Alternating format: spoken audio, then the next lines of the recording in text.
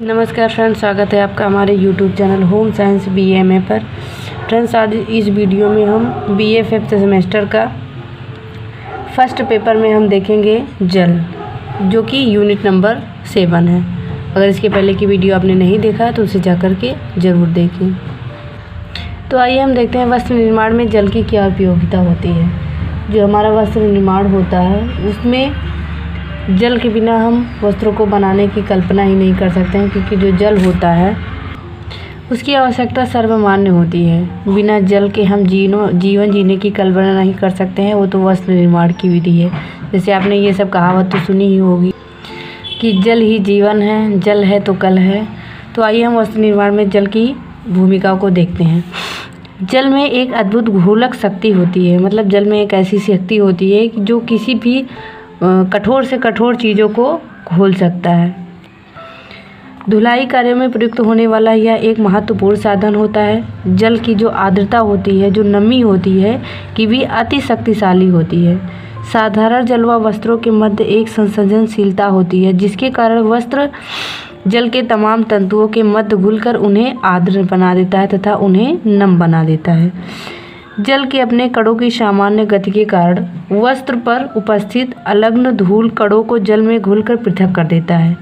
इसीलिए वस्त्र की काफ़ी हद तक गंदगी पानी में खंगाल मात्र देने से ही पृथक हो जाती है। जैसे जो वस्त्र में धूल मिट्टी लगी होती है, जब हमारा वस्त्र बहुत ही ज़्यादा गंदा होता है तब उसको हम पानी में नॉर्मल खंगाल देते हैं, तभी हम देखते हैं कि उसमें की जो मिट्टी लगी होती है वह मिट्टी हल्की हो जाती है। तो इस तरीके से आइए देखते हैं। जल प्रकृति में 3 रूपों में पाया जाता है: ठोस, द्रव तथा गैस। ठोस के रूप में यह बर्फ के रूप में होता है, जबकि गैस के रूप में यह जलवाष्प के रूप में वायुमंडल में देखता है। हम जल को देखते हैं 3 रूपों में पाया जाता है: ठोस, जो कि बर्फ के रूप में रहता है; द्रव, जो कि हम पानी पीने के लिए यूज करते हैं; गैस, जो कि वायुमंडल में जलवाष्प के रूप में रहता है। उसके बाद जल हम प्राप्त कहाँ से करते हैं? जैसे प्राकृतिक रूप में जल नदी, नालों, झरनों, कुओं तथा मुख्यतः बरसात से प्राप्त होती है। वर्षा का जल सर्वाधिक शुद्ध होता है। जो वर्षा का जल होता है वो सर्वाधिक शुद्ध होता है, लेकिन इतना ऊपर से आने के बाद किसी जगह पे गिरने के बाद वो क्या हो जाता है? अशुद्ध हो जाता है। प्रथम बौछार के बाद एकत्रित वर्षा का जल अशुद्धियों से रहित तथा शुद्धतम होता है, परंतु प्रथम कुछ बौछारों के बाद एकत्रित किया गया जल प्रायः शुद्ध हो जाता है। उसके बाद हम देखते हैं जल का वर्गीकरण। जल को प्रायः 2 भागों में बांटा जा सकता है। यह जल हमारा 2 प्रकार का होता है: एक मृदु जल होता है, एक कठोर जल होता है। मृदु जल मतलब होता है बहुत ही नर्म जल तथा बहुत ही सॉफ्ट जल होता है, और जो कठोर जल होता है वह बहुत ही हार्ड होता है। मृदु जल वह होता है जिसमें साबुन आसानी से घुलकर फेन या झाग अधिक मात्रा में दे। मतलब ये बहुत ही सॉफ्ट होता है, जिसमें हम साबुन को घोलते हैं तो बहुत ही आसानी से ये घुल जाता है। पीने व घरेलू कार्यों के लिए यह पानी उत्तम रहता है। जो घरेलू कार्यों के लिए तथा पीने के लिए हम जल का प्रयोग करते हैं वह मृदु जल ही होता है। उसके बाद दूसरा होता है कठोर जल। कठोर जल साबुन लगाने पर शीघ्र ही झाग या फेन नहीं देता है। साबुन से फेन उत्पन्न करने हेतु अधिक साबुन घिसना पड़ता है। कभी कभी जल गर्म करने पर ही झाग उत्पन्न जाती है या इतना कठोर होता है। अतः कठोर जल वस्त्रों की धुलाई के लिए अनुपयुक्त होते हैं। जो वस्त्रों की धुलाई के लिए अगर ये पूछा जाए कौन सा जल उपयुक्त होता है, तो जो मृदु जल होता है वही उपयुक्त होता है। बाकी ये कठोर जल जो होता है वो उपयुक्त नहीं होता है। उसके बाद हम देखते हैं जल की कठोरता। जल की कठोरता 2 प्रकार की होती है: एक अस्थायी होती है, दूसरी अस्थायी होती है। अस्थायी कठोरता वह होती है जिसको हटाया जा सकता है, तथा अस्थायी कठोरता वह होती है जिसको हटाया नहीं जा सकता है। इस तरीके से अस्थायी कठोरता देखते हैं। जल में उपस्थित यह कठोरता कैल्शियम व मैग्नीशियम के बाइकार्बोनेट घुले रहने के कारण होती है। अस्थायी कठोरता इसलिए नाम दिया गया है क्योंकि इस कठोरता को जल में केवल उबालने मात्र से ही कठोरता इसकी दूर किया जा सकता है। गर्म करने पर जल में घुले बाइकार्बोनेट अघुलनशील कार्बोनेट में परिवर्तित हो जाते हैं, जो जल में नीचे बैठ जाते हैं, जिसे छानने की साधारण प्रक्रिया द्वारा ही आसानी से अलग किया जा सकता है। इस प्रकार अस्थायी कठोरता आसानी से दूर किया जा सकता है, क्योंकि वह अस्थायी होता है, उसमें अस्थायीपन होता है। उसको उबालने पे जो होता है वह उसकी कठोरता दूर हो जाती है। दूसरा होता है अस्थाई कठोरता। अस्थाई मतलब होता है परमानेंट, जो कि हटता नहीं है। जल में उपस्थित यह कठोरता कैल्शियम व मैग्नीशियम के क्लोराइड व सल्फेट घुले रहने के कारण होती है।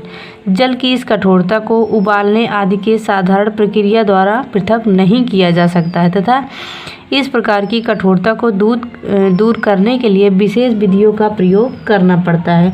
जैसे अगर अस्थायी कठोरता को दूर करना ही है तो उसमें कुछ मुख्य विधियां होती हैं जिनका प्रयोग करके हम उसकी कठोरता को दूर कर सकते हैं।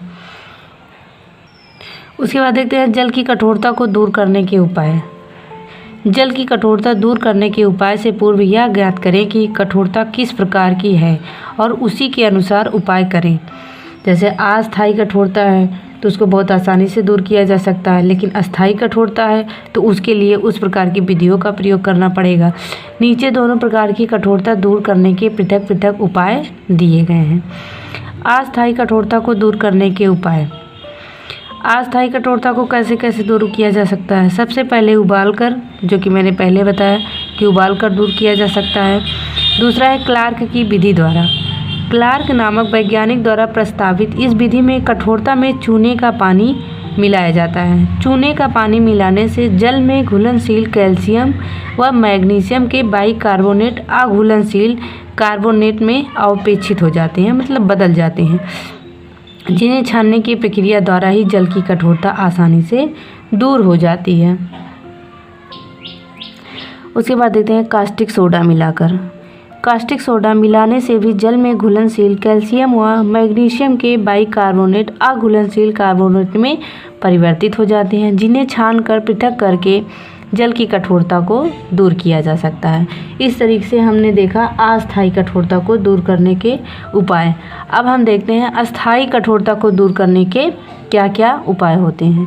जल की अस्थायी कठोरता में जल की उपस्थिति कैल्शियम व मैग्नीशियम के क्लोराइड व सल्फेट घुले रहने के कारण होती है। इस प्रकार की कठोरता दूर करने के लिए निम्नलिखित में से किसी एक विधि का चुनाव करके उसे प्रयुक्त किया जा सकता है।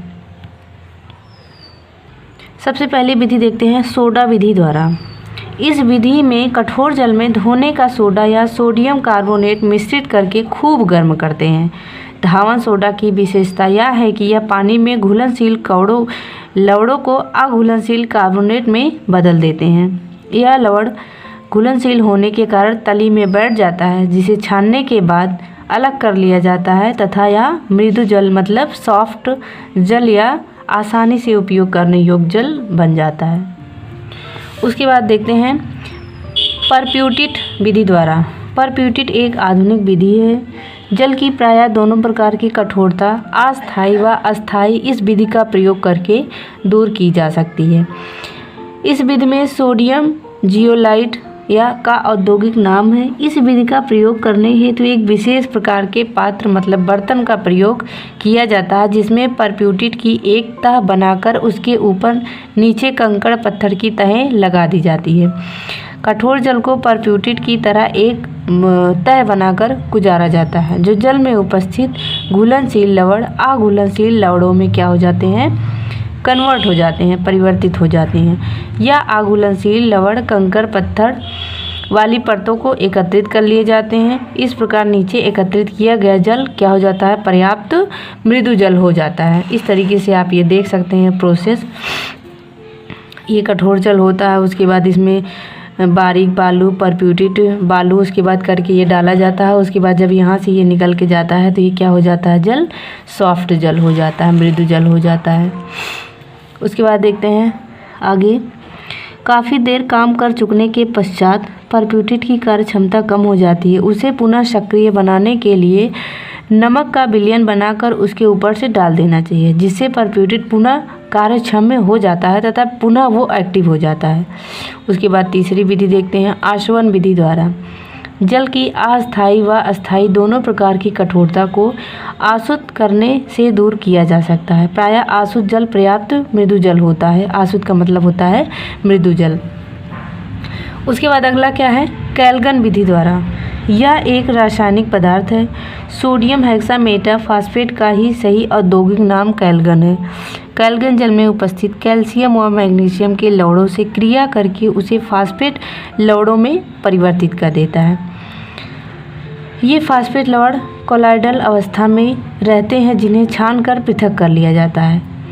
कोलाइडल जो होता है थोड़ा चिपचिपा पदार्थ होता है। इस प्रकार प्राप्त जल अस्थायी कठोरता से मुक्त हो जाता है।